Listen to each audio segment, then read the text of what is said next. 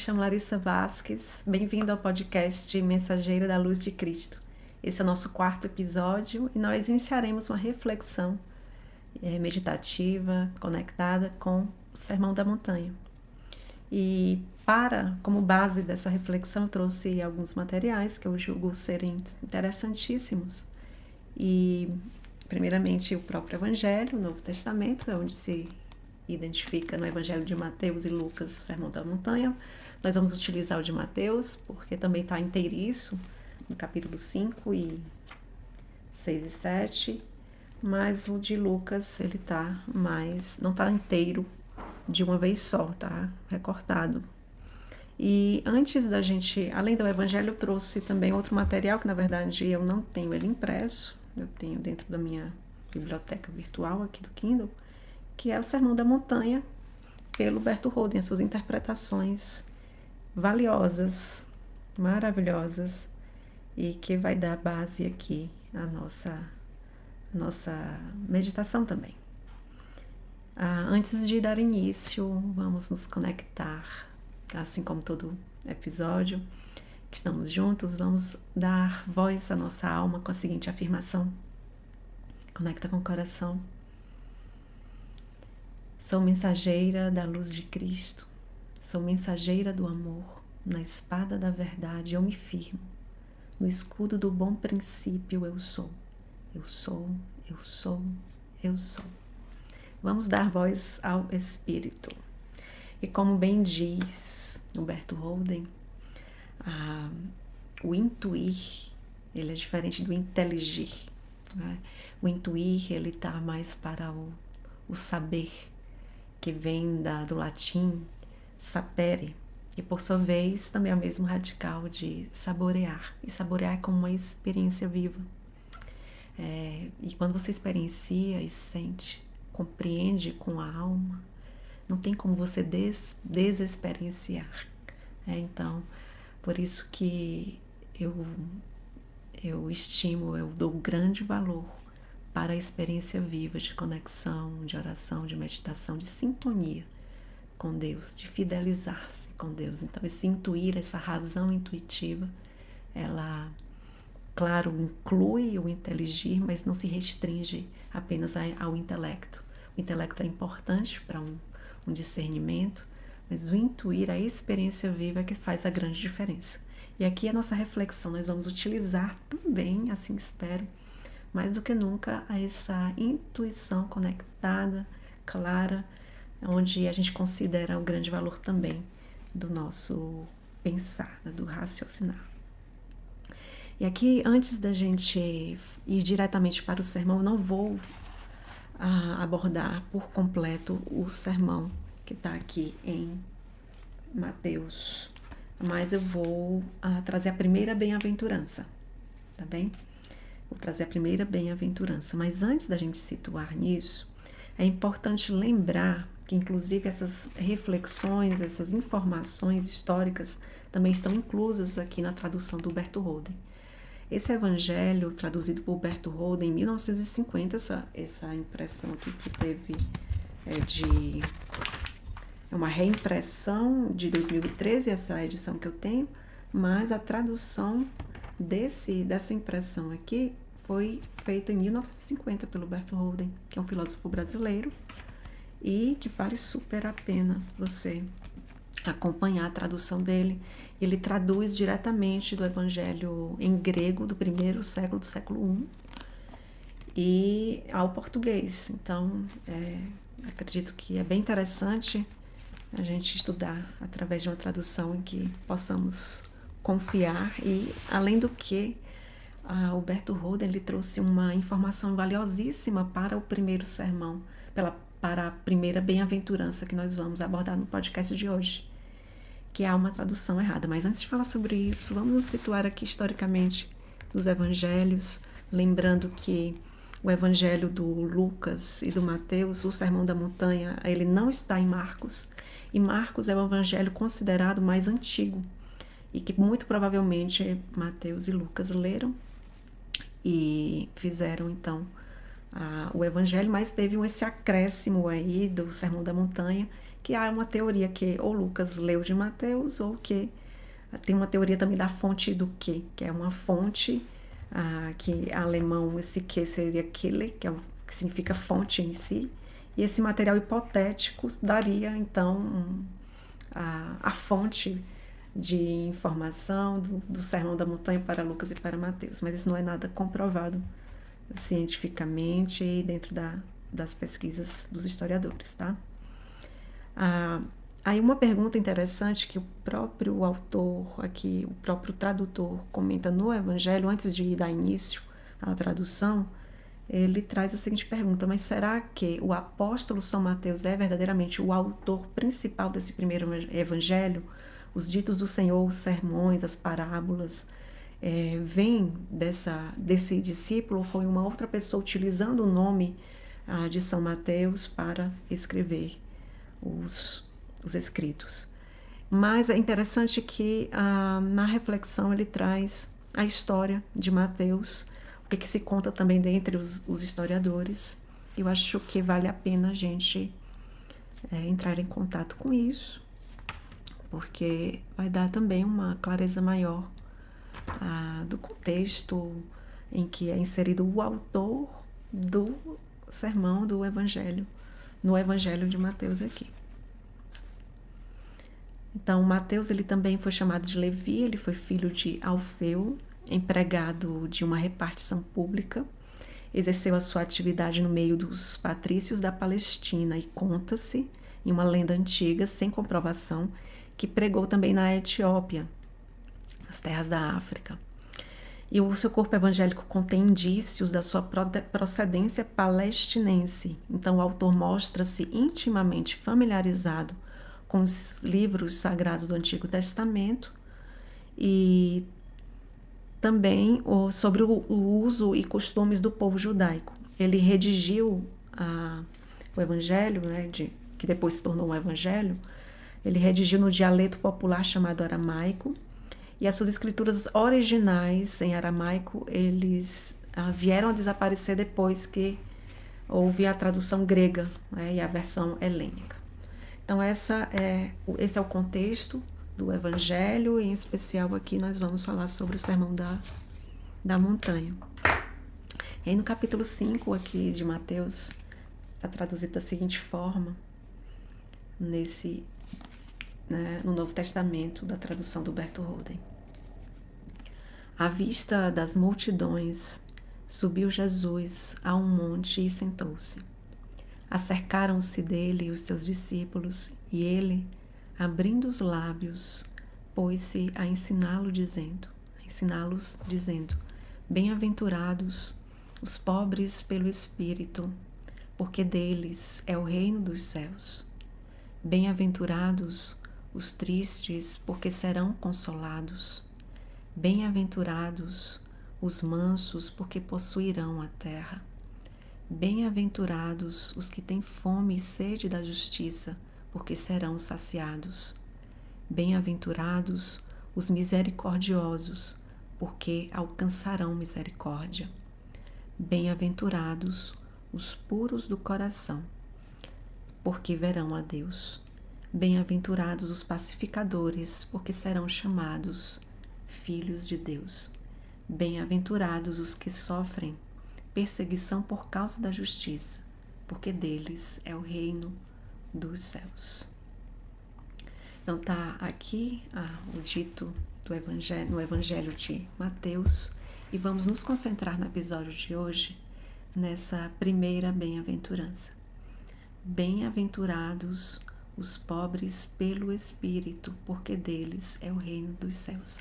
E veja que interessante, na tradução do Roden, ele explica isso, não aqui no próprio Novo Testamento, mas ele dá essa explicação no livrinho dele, chamado Sermão da Montanha, sobre a tradução errada dessa primeira bem-aventurança. A grande maioria traduz, e isso é bem fato, você vai procurar várias traduções em várias línguas, com a tradução errada, segundo Berto Roden. A tradução que a grande maioria adota para esse sermão é: bem-aventurados os pobres de espírito, porque deles é o reino dos céus. Sendo que se a gente for realmente pensar até de forma analítica, não faz, até gramatical, não faz sentido realmente. Como assim, bem-aventurados os pobres de espírito? Esse de dá aquela conotância como falta, né? Falta ou precariedade, como se tivesse pouquíssimo espírito ou nada de espiritual. E como Jesus, que é cheio, é pleno em espírito, é pura plenitude, poderia afirmar essa bem-aventurança. Então, o Berto Holden ele traz também a explicação que no grego, deixa eu ver se eu encontro aqui, no texto grego do primeiro século, nem na tradução latina da Vulgata se encontra esse tópico pobres de espírito, mas sim pobres pelo espírito, ou seja, pobres segundo o espírito.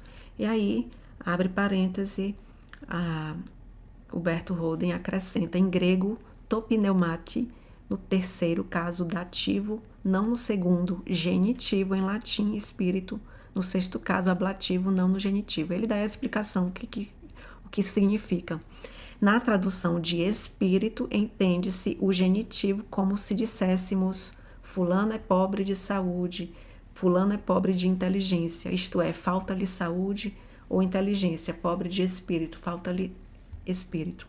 Então, de maneira que nem na gramática, nem o espírito geral do Nazareno permitem a tradução pobres de espírito, que, no entanto, se tornou um abuso quase universal.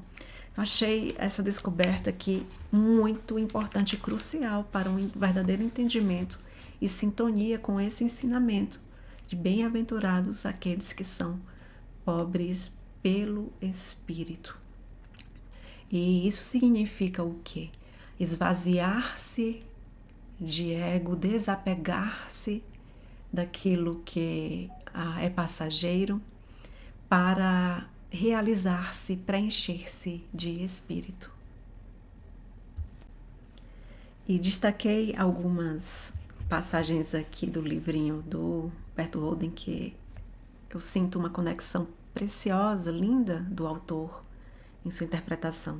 Vale muito a pena você ler Sermão da Montanha de Berto Holden. E ele comenta o seguinte: Jesus proclama bem-aventurados cidadãos do reino dos céus, agora e aqui mesmo todos aqueles que são pobres ou desapegados dos bens terrenos, não pela força compulsória das circunstâncias externas e fortuitas, mas sim pela livre e espontânea escolha espiritual. Os que, podendo possuir bens materiais, resolveram livremente despossuir-se deles, por amor aos bens espirituais, fiéis ao Espírito do Cristo, que diz: não acumuleis para vós bens na terra, mas acumulai bens nos céus. E essa libertação da escravidão material pela força espiritual supõe uma grande experiência e iluminação interna. Essa parte aqui é muito importante sentirmos, meditarmos.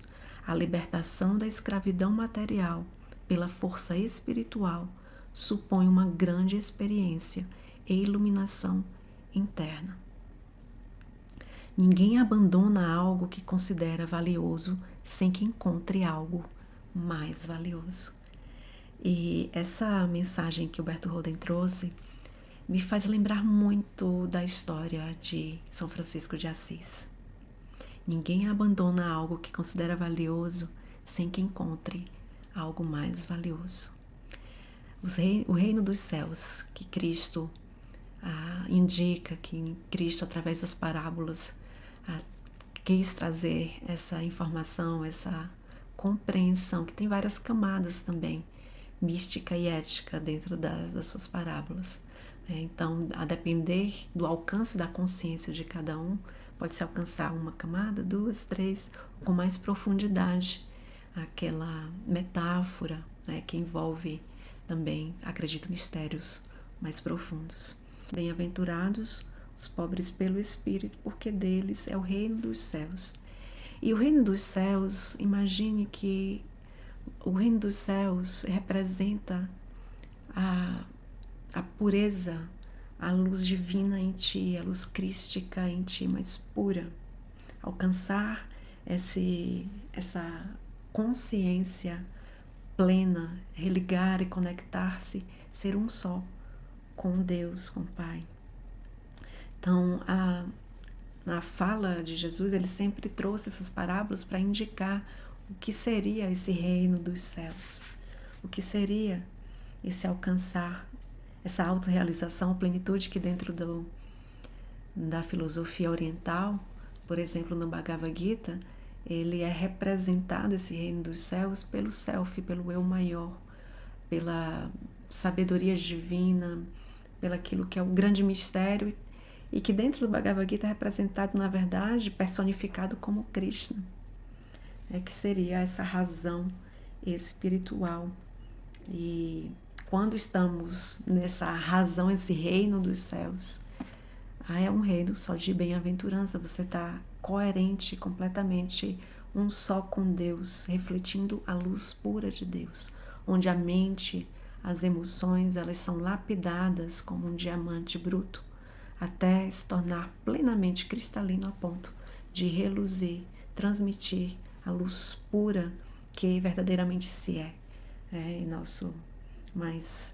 a nossa essência e de toda até a matéria que por sua vez é uma aparência da essência que se desdobra em multiplicidade, em variedade, mas que também há de passar. Por isso que na filosofia oriental se chama esse mundo matéria de Maya, é uma palavra em sânscrito que significa ilusório, mas não ilusório no sentido de falso, porque até mesmo os nossos 5 sentidos estão aqui, pegando, sentindo, experienciando essa vida, mas ilusório no sentido de ser passageiro. Então pergunta-se o que é real, o que é eterno, o que é aquilo que nunca foi nem será, apenas é a todo momento.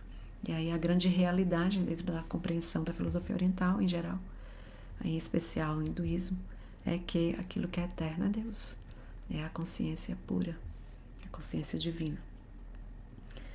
E seria então esse reino dos céus dentro do meu sentir e das minhas conexões, essa sintonia com a consciência pura, infinita, que está em tudo e em todos e que sustenta a própria criação, está para além de toda a criação, muito além, em todas as suas dimensões de tempo e espaço que possam vir a existir.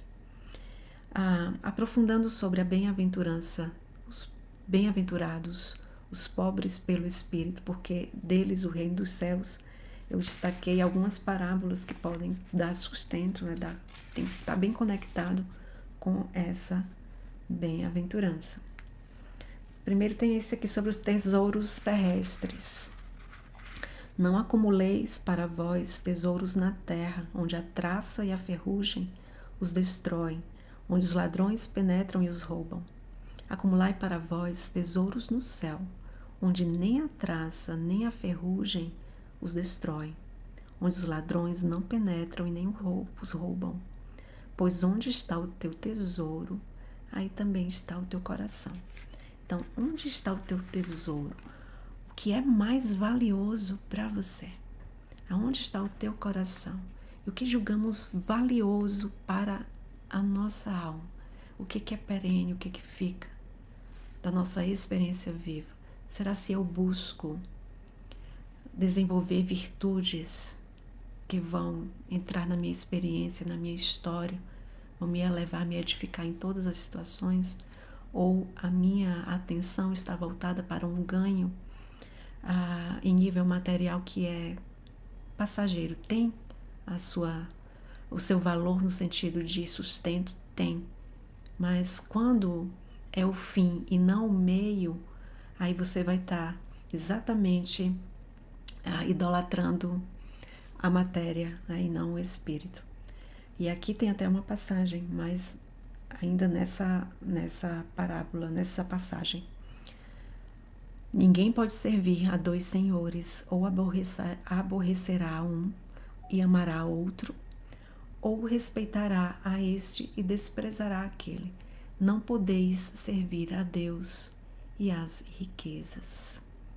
Jesus proclama: bem-aventurados, cidadão do reino dos céus, agora e aqui mesmo, todos aqueles que são pobres, ou seja, desapegados dos bens terrenos, não pela força compulsória das circunstâncias externas, mas sim pela livre e espontânea escolha espiritual. Então, os que, podendo possuir bens materiais, resolveram livremente despossuir-se deles por amor aos bens espirituais, são aqueles verdadeiramente fiéis ao Espírito do Cristo. E olha, desapegar-se das coisas materiais realmente exige uma grande força espiritual interna. Exige uma grande experiência onde a pessoa que viveu essa conexão ou vive tenha o entendimento muito profundo de alma de que acumular os bens espirituais é extremamente muito mais valioso do que qualquer matéria que a ferrugem, o tempo há de corroer e, enfim, que há de passar. E quando os nossos olhos, o nosso coração está nesse verdadeiro tesouro, estaremos sempre amparados. E aí que entra essa parte aqui que eu acho lindíssima. Uma passagem também em Mateus, lá no versículo 25, que diz assim: por isso vos digo, não vos dê cuidados à vida, o que haveis de comer e o que haveis de beber, nem o vosso corpo, o que haveis de vestir. Não vale, porventura, mais a vida que o alimento, e o corpo mais que a vestimenta? Considerai as aves do céu, elas não semeiam, nem ceifam, nem recolhem em celeiros. Vosso Pai Celeste é que lhes dá de comer. Não sois vós, acaso, muito mais do que elas? Quem de vós pode, com todos os seus cuidados, prolongar a sua vida por um palmo sequer? E por que andais inquietos, com que haveis de vestir? Considerai os lírios do campo, como crescem, não trabalham nem fiam. E, no entanto, vos digo que nem Salomão, em toda a sua glória, se vestiu jamais como um deles. Se, pois, Deus veste assim a erva do campo, que hoje existe e amanhã é lançada ao forno, quanto mais a vós, homens de pouca fé. Não andeis, pois, inquietos, nem digais: que havemos de comer, que havemos de beber, como que nos havemos de vestir? Vosso Pai Celeste, os pagãos é que se preocupam com todas essas coisas. Vosso Pai Celeste sabe que tudo isso haveis mister. Buscai, pois, em primeiro lugar, o reino de Deus e sua justiça, e todas essas coisas vos serão dadas de acréscimo. Não andeis, portanto, solícitos pelo dia de amanhã. O dia de amanhã cuidará de si mesmo. Basta a cada dia a sua lida. Olha só, essa passagem ela é belíssima e tem muitas camadas. Nesse podcast a gente não vai se ater diretamente a essa passagem. Terá um momento que podemos desfrutar com mais profundidade, mas eu quero só chamar a atenção aqui. Basta cada dia a sua lida. Ele traz muito também o que na filosofia oriental preza-se, que é o valor da presença, do voltar-se para o agora. E nesse agora, na verdade, todos os passados e todo e qualquer futuro que há de vir são feitos, senão de vários agoras, né? E é nesse agora que nós temos o nosso verdadeiro poder. Não está no passado, não está no futuro, não é algo a ser alcançado, é algo a ser descoberto em si mesmo, porque nós somos feitos da própria centelha divina. Então é mais um redescobrir-se, um reconectar-se, do que um alcançar algo que está longe. Mas para a nossa mente, que ela é dual e ao mesmo tempo linear, em sua grande maior parte do tempo nós estamos nesse mundo dual, é importante a gente traçar um caminho, uma estratégia, mas que o teu foco, a tua montanha, que, ainda que esteja bem distante, ela possa ressoar com a voz do teu espírito e não com a ganância do ego. Se você está preenchido, toda a tua atenção está 24 horas voltada para a matéria, você cria uma vacuidade, cria uma pobreza de espírito. Se a tua percepção, a tua visão, a tua meta, a tua montanha está voltada ao sol, está direcionada ao que é verdadeiro da tua alma, que preenche a tua alma, que dá voz a teu grande espírito, que te dá ânimo, que te dá entusiasmo de alma, ainda que as circunstâncias ao seu redor não sejam favoráveis, mas você está fiel ao teu espírito, você está cheio de espírito, aí você se empobrece do ego e realmente essa vacuidade cria um receptáculo necessário para ser preenchido de espírito. Então, o Sermão da Montanha, basicamente, ele nos direciona muito para essa compreensão. Ele representa, o Sermão da Montanha, um grande contraste entre os padrões do homem profano e o ideal de um homem iniciado, né, de um ser humano iniciado na própria consciência divina. E a mensagem do Mestre é um convite para entrarmos numa nova dimensão de consciência de fato.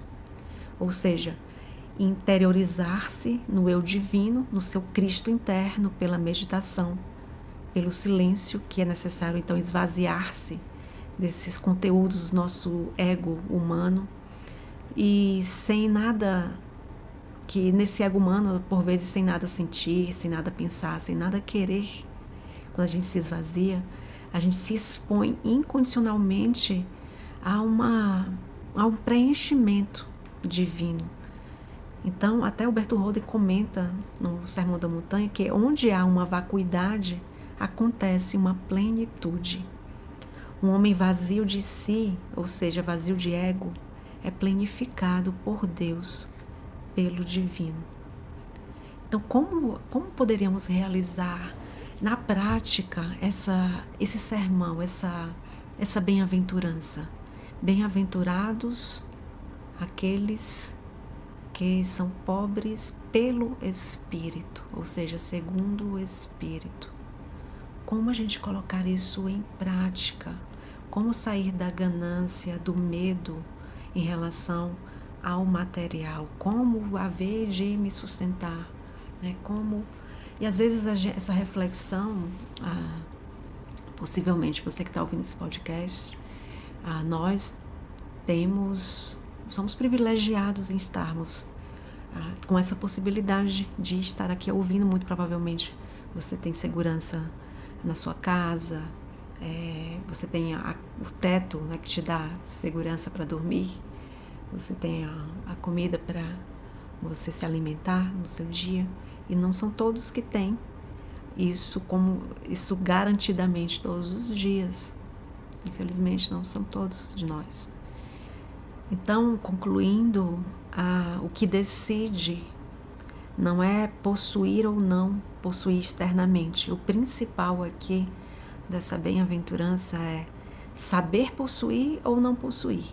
Ser rico ou ser pobre são coisas que nos acontecem, que tem a ver com o lado de fora.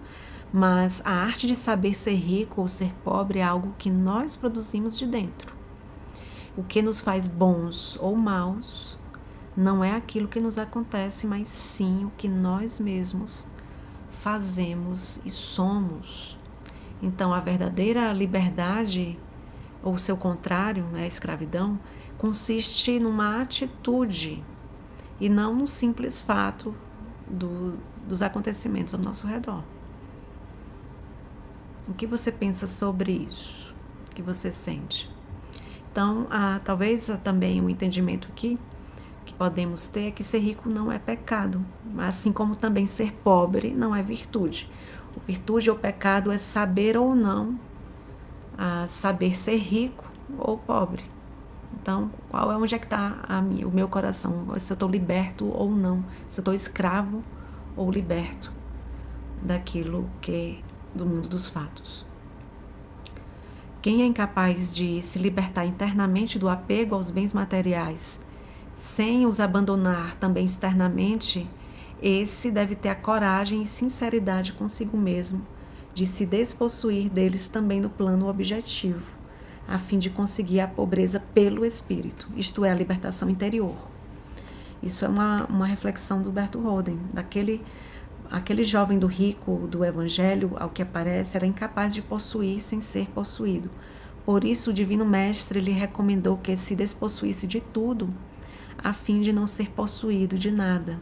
Mas ele falhou e por isso se retirou triste e pesaroso, porque era possuidor de muitos bens. Possuidor? Não, era possuído de muitos bens. Então essa é a reflexão de Berto Holden sobre esse sermão da montanha, essa primeira bem-aventurança. Porque entre possuidor e possuído há uma grande diferença, né? Quem é liberto e quem é escravo daquilo que possui. Então vale a pena refletirmos sobre essa bem-aventurança durante essa semana, meditar, esvaziar-se cada vez mais dos apegos, não apenas aos bens materiais, mas até mesmo a ideias, convicções, medos, e adentrarmos em sintonia verdadeira, uma experiência com o ser pleno, a nossa essência viva, a luz crística. Gratidão por ouvir até aqui. Eu desejo uma semana abençoada, cheia de luz e plenificada de espírito, de boas reflexões, com total sinceridade consigo mesmo, porque não há verdadeira transformação se não houver sinceridade, verdade, honestidade consigo mesmo. E, ao mesmo tempo, um autoacolher-se para verdadeiramente haver uma transformação através do amor e da verdade. A grande transformação e edificação acontece. Então você ouviu o nosso podcast Mensageiro da Luz de Cristo. Te vejo na próxima. Namastê, luz, paz e amor.